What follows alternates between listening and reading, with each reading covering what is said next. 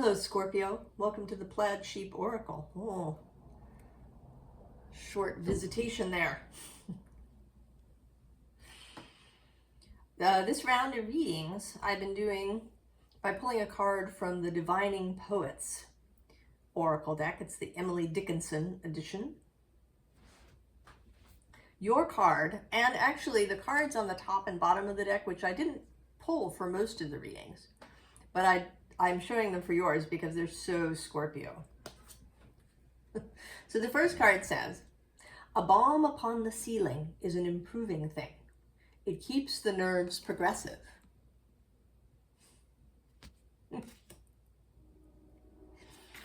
And then the visible underline,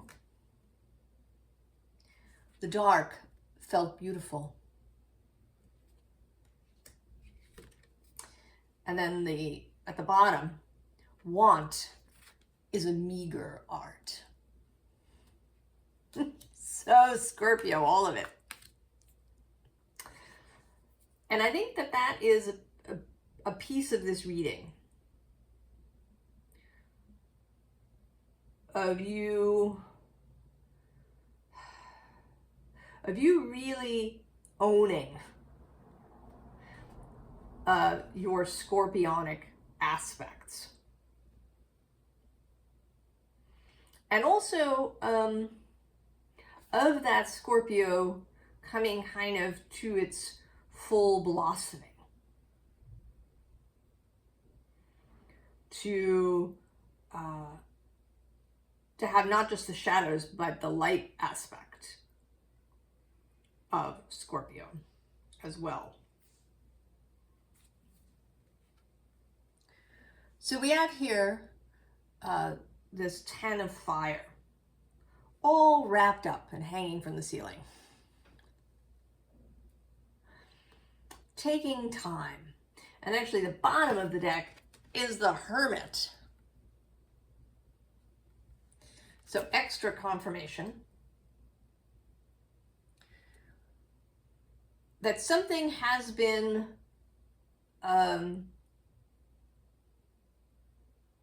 working, proceeding, transforming, doing things. And although I think a lot of it is conscious, I think some of it is not. That there may actually be results that will surprise you. That there's been changes that even you have not anticipated. Right below this card is the source of air. This sense of new ideas, a new way of thinking, new airy things that were happening while you've been hanging there. I've actually been listening to this book about Vikings called The Children of Ash and Elm, and it contains quite a bit about Odin, of course, and he was certainly a very interesting god and individual as seen in the various writings, the original writings that have been found. Of course, you may already know, of course, that he hung himself for 9 days in Yggdrasil, or actually 9 nights is what's specified. And he gave up his eye. He sacrificed himself to himself, as he says in one of these stories, in order to learn the secrets of the runes. And so he had this purpose. But I imagine that there was more, perhaps, than he even was expecting. That if this is you, if you've been hanging there in order to learn something particular, in order to transform something in particular about yourself or about your life, and this could This could even be very mundane in the sense that maybe you've actually been going to school and you've been, you've been majoring in your thing, and you've been, or maybe it's postgraduate training, continuing ed, you've been doing what you've been doing, but that there will be something else that is kind of unseen happening, and that is very much a spiritual or kind of emotional ability, power, gift, understanding. Because then we have the Magician. And if we sort of mix metaphors here, and you come down off the ceiling and are on this web, and I want to say that the web has been woven while you were in here. It was kind of, the web has been woven not with your direct conscious input. That there is an element of source, of, I even want to say fate. The Vikings certainly had a very strong sense of fate, that things were fated. The Norns, who were like the Greek fates in some ways, were very powerful.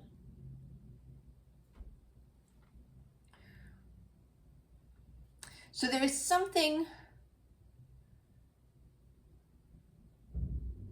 something here that you did not consciously arrange, and now you're exploring it and really having a look around. And it might be a little bit, right, there's a little bit of a sense of deer in the headlights, or oh my God, what is that I'm seeing in this seer of fire? So it may initially feel like this bomb on the ceiling, that you didn't really know that this was gonna be the result. You had no idea. But I don't think that you should be terribly concerned about it, because the next card is this Ten of Cups. So, revelation with this whale breaching. The revelation of something, you didn't even know you wanted this thing. I want to say that is related to the want is a meager art. In the sense of small wants. I want a new car, or, I want that pair of boots, or, right, these kinds of smaller wants. And I don't want to say that there's anything wrong with any of those wants. Go wherever you want to with the wants. You want a pony, you want a pony. But that they are sort of the more meager art, that there is this deeper desire. Something, that comes straight from the heart with all these cups, that is now going to breach, and you will see it.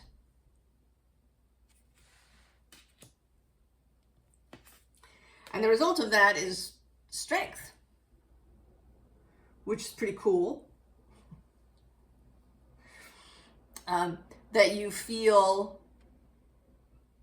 more capable, more stable, more masterful in your life. And there is, right, this flowering here.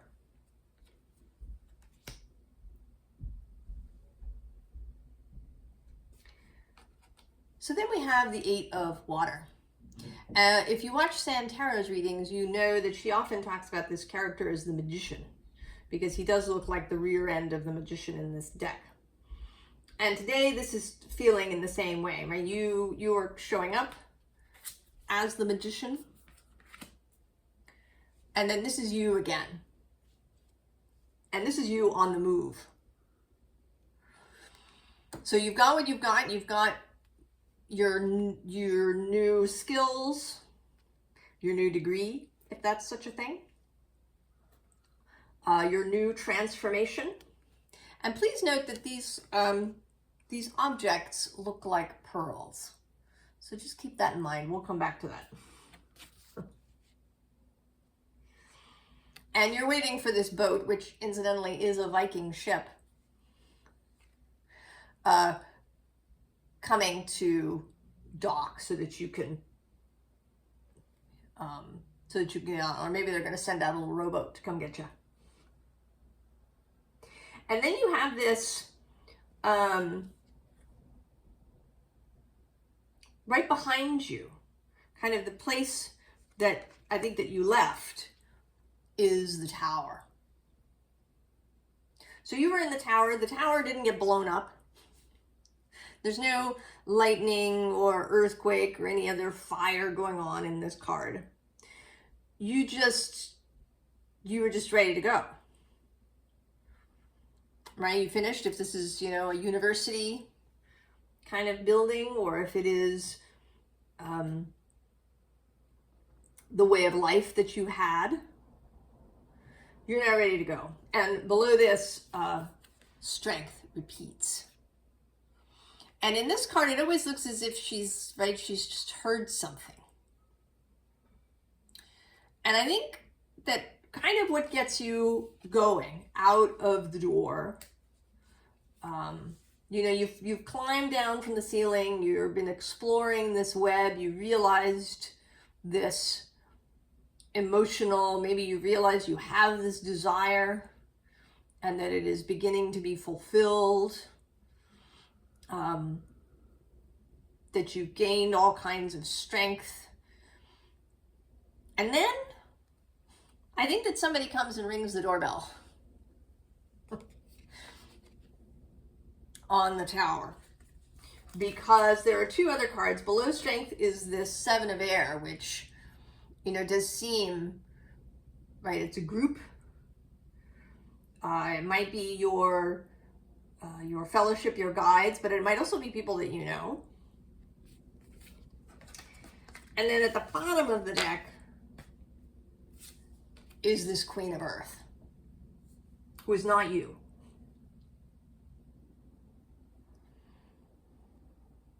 She has come to kind of wake you up. Now, I don't know if she goes with you. I'm not sure. Maybe it depends. Maybe for some of you, whoever she is will go along with you. And for some of you, she is here to get you out of the tower. And she is feeling like a real person,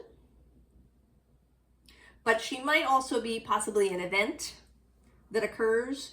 She might be some sort of offer, like a job offer.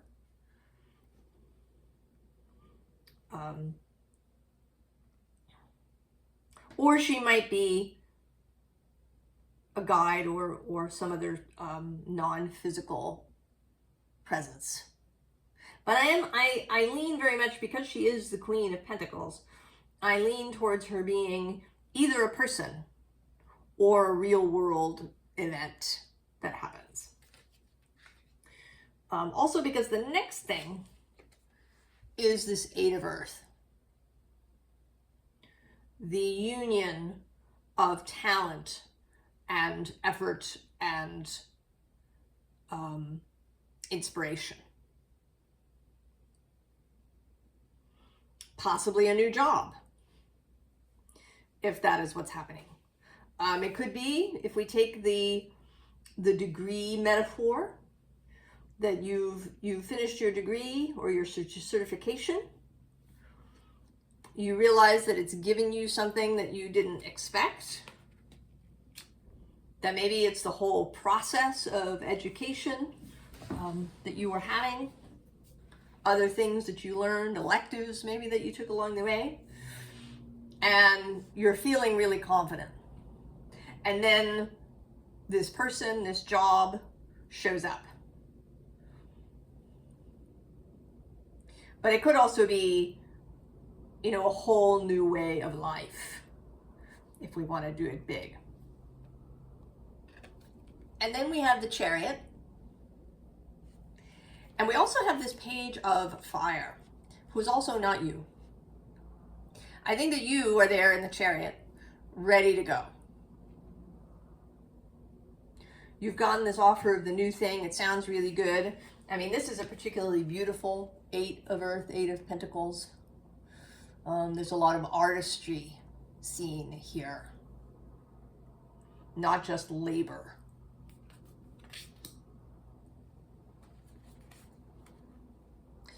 And then this Page of Fire is kind of the fuel to get this Chariot really moving. And again, it might be a person, but she feels actually more like an inspiration or a non-physical being. Your guides, your own wider self, really waking up and saying, let's go this way. Let's go. Time to go. We're going to go. Get those horses moving. And then there's this 3 of Earth. And this is someone, or I want to actually say some people, who are waiting for your arrival. Now, they may or may not know this. I think that there's actually a combination. I think that some people are aware that you are about to be on the move and are waiting for you. And then there are some others who are just waiting for something. They know they need something. They need some help, they need some inspiration, they need something. And so they're on the lookout. They're peering out into the distance, waiting for your arrival.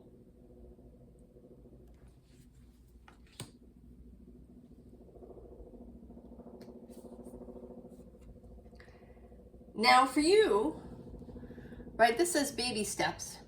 Action, follow your intuition before it makes sense. So there may be some aspects of this, particularly this sort of Page of Fire energy, that feel a little uncertain. You know, if we're going with the job metaphor, it could be that the job is either a little different than you were expecting, or maybe it's more responsibility than you thought you'd be given right out of college or your certificate. Or maybe it's somewhere far away. You've gotten what sounds like a really wonderful opportunity, but it's all the way across the country, or it's in a different country. So there is this sense of standing on the threshold a little bit.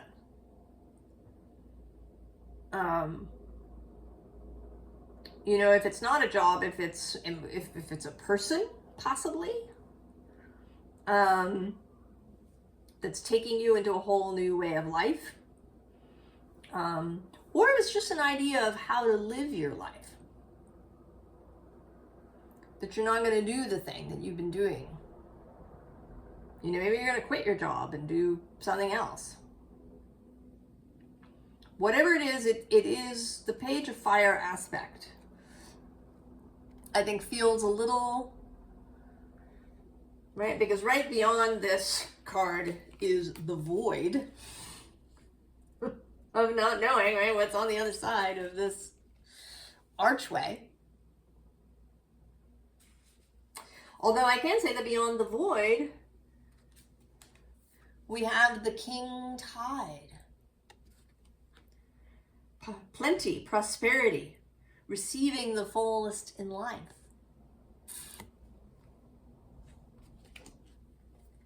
And then at the bottom, we have the pearl. See? The pearl coming back. And this says alchemy, the reward at the end, from grit to grace. So you have created these pearls that you're now traveling with. So even if you feel a little worried, if you feel a little uncertain, there's a little bit of anxiety, some butterflies going on in the stomach.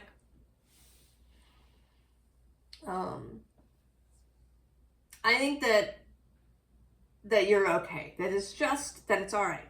It's just a little moment, because then you're going to remember.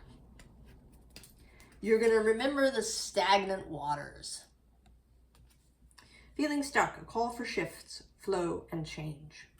You're going to remember what it was like, and that was just not comfortable, soggy, boggy, no movement, boredom, and that what is ahead of you is the sweet waters. Sensuality, romance, enjoyment, fertility, balance, right? All of these things blossoming.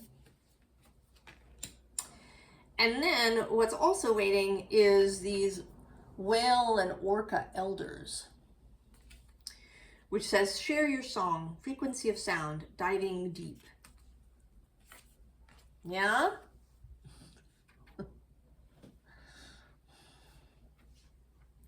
So you are going to meet up with others. These others who are waiting.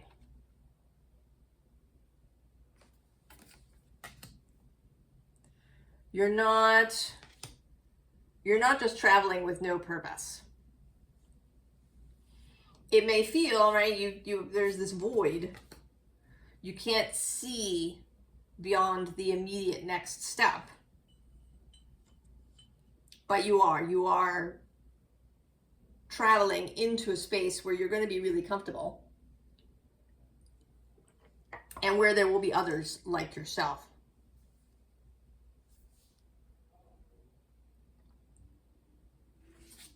So I'm actually going to start here with the unseen underlying. There you are. In the ship. Moving along.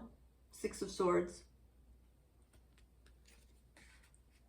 So there is a little bit of a period of transition when you're on this ship.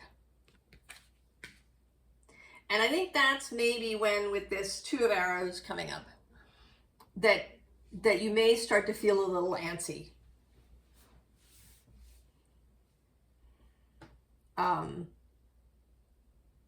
If we go with my frequent analogies from Tolkien, right? When Bilbo in The Hobbit, Gandalf shows up in the morning after the party and he says, what are you still doing here? Everybody's already ready to go. And Bilbo just runs out without anything. And then he gets there and is a bit like, oh, should I have done that?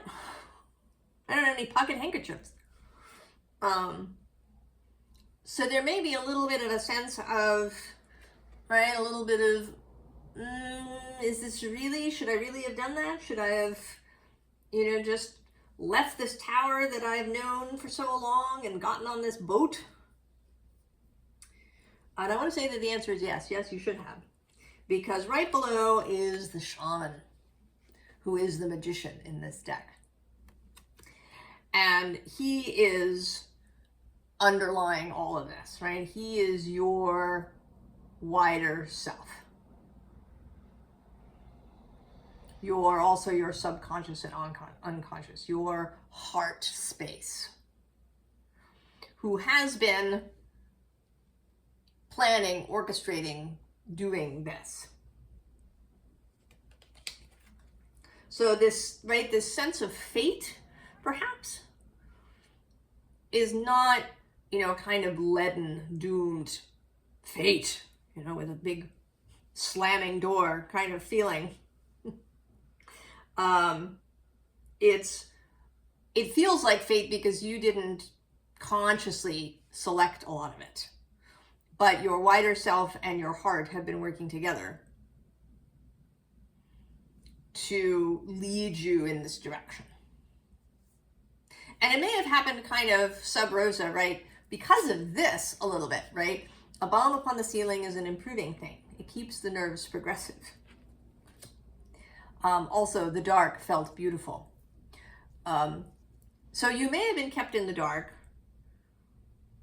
because if you'd known the whole thing,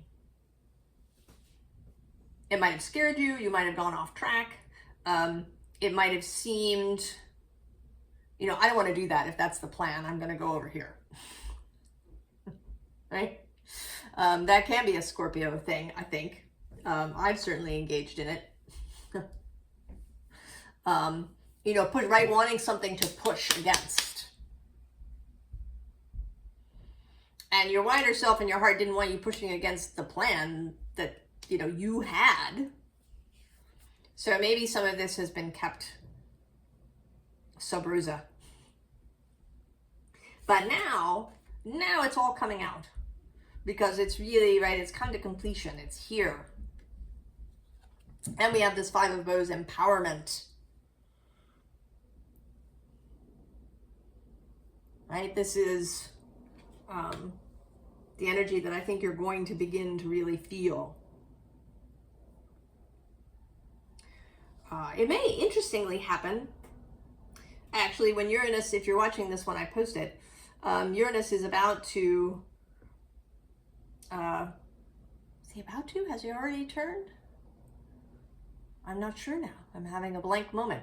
But Uranus will be retrograde. If he hasn't already turned, it's imminent. And he stays that way into January.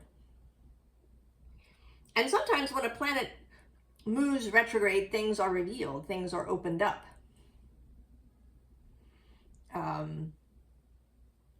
So some of this may have to do with that because he's moving across the way from you in Taurus. And he's been opposed by Pallas Athene in Scorpio, who is the strategist, but perhaps the unseen strategist. And then we have both the seer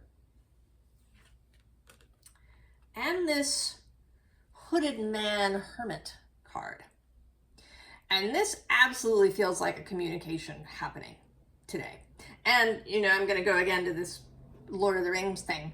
This feels a bit like in the movie, in the Two Towers movie, Galadriel has a telepathic conversation with Elrond about whether or not they're going to let the humans just twist in the wind,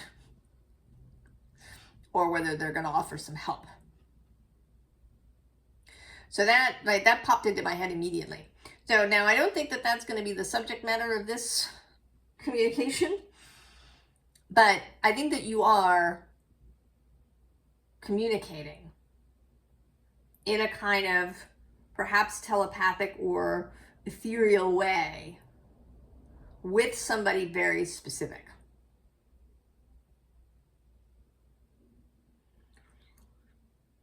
That there is, and this is kind of really the only spot where this shows up,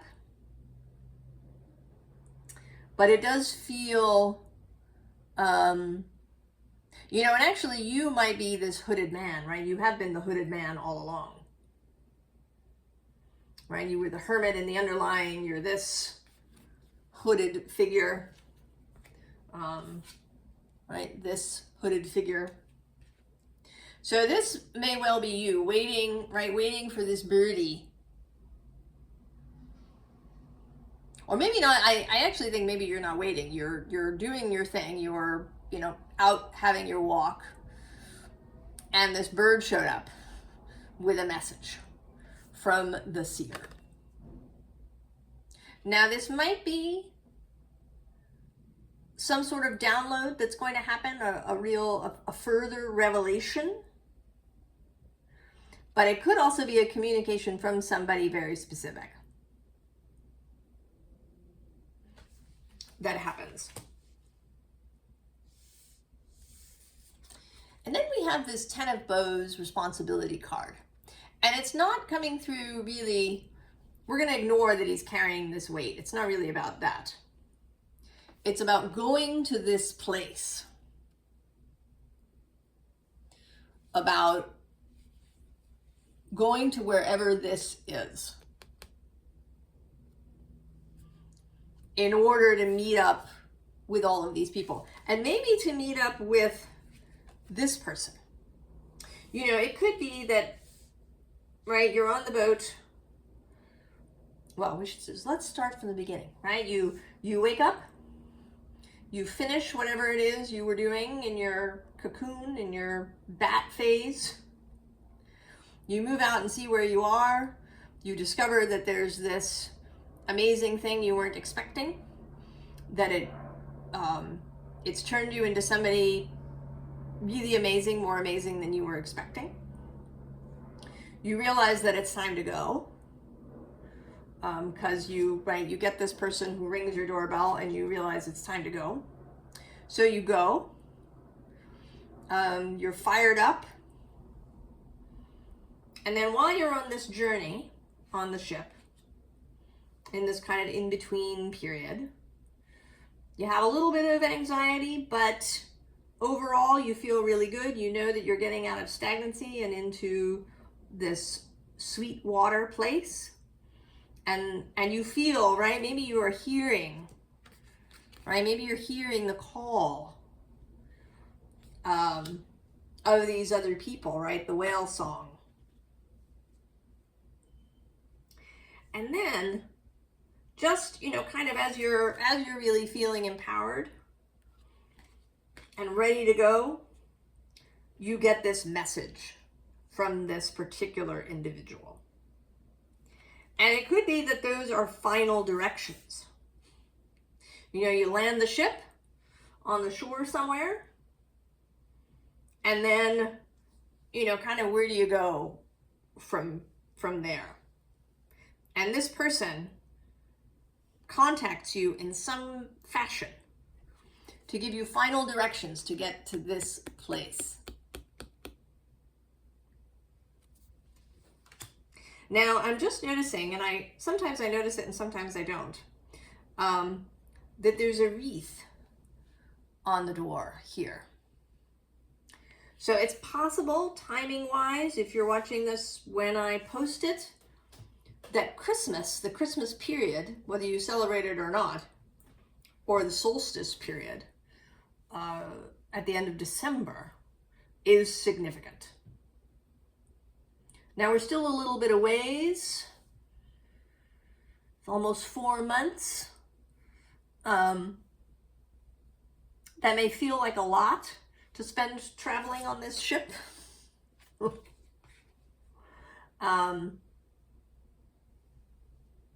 Before you get final directions.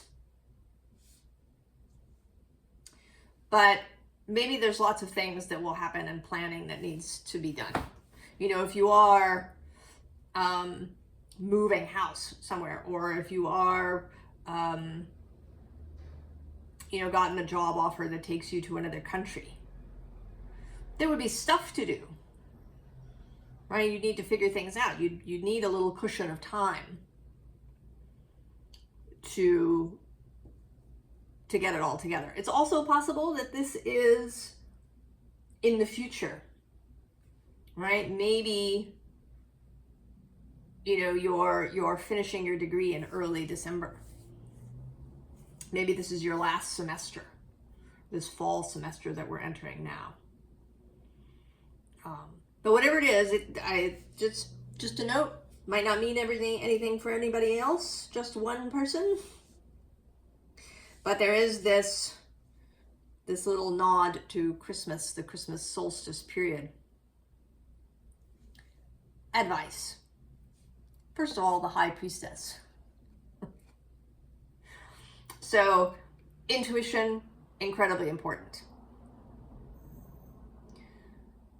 Listening to your inner voice, listening to guides, relying on that rather than strictly on logic or, you know, making lists of pros and cons or that sort of thing.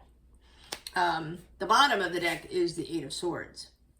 So that is the, right, the danger of getting up into your head. We also have next to that the Seven of Wands. All right, a little bit of defensiveness. But you can absolutely, right, because below the Priestess is the Six of Wands. And then there you are, Death, your card. And actually right below you is the Emperor. And that real feeling of mastery. Right, you kind of go from, you know, being, if we want to say, a commoner, right? You're just one of the crowd, but you've done really well. Right, you're having your graduation. And then there's this death thing that happens, and then you're the Emperor.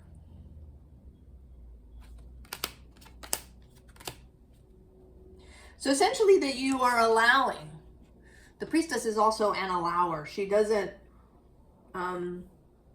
go hunting for things. She allows them to come to her, right? Information is downloaded, comes. She doesn't go seeking it in that way. So that you allow this process of graduation, of whatever sort of graduation it is. And then there's this whole thing that's kind of about persisting. And regardless of who you might meet, because this is a kind of mission. There is a sort of mission quality to it. We do have the Knight of Cups, right? Here you are, you've got your cup. You're gonna go and bring this cup, whatever may be in it, to other people. You know, even if you meet somebody who isn't really paying attention, someone who's really focused on their own stuff, you're still gonna offer them the cup. You don't have to hang around if they refuse it, but you're going to offer it. And then there'll be people who are really ready to take it. Maybe those people who've been waiting for you, looking out for you, know that you're coming. The people who are perhaps similar to you, who are tapped into their intuition, and they're going to take the cup from you. And then there's people who don't realize that you're giving them a cup, or that it's you that's giving them the cup.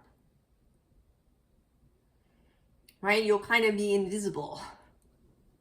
Just this cup is arriving before them. And they're going to decide whether or not to take it. And I do want to say the other thing about allowing, and also to some extent about the Emperor, even though he's sort of the reverse of allowing,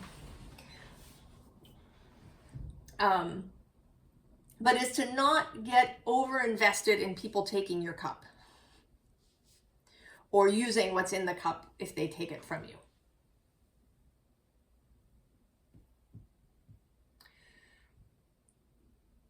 Right, that's not your business. Your business is to offer. Right, your responsibility is to offer, is to be, is to give of yourself in whatever way this is, whether it's a profession where you're offering people services, or it's a way of life.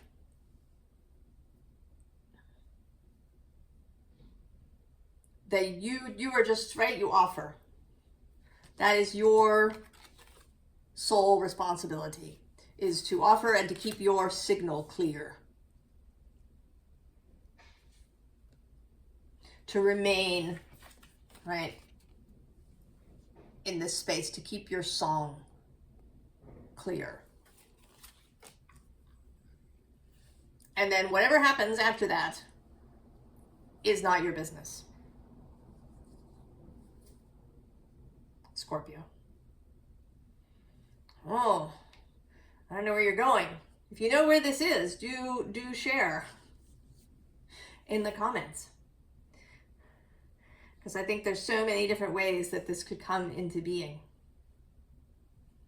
I wish you bon voyage, Scorpio, and bonne chance in your journey. And all the very, very best. And I will see you next time. So long.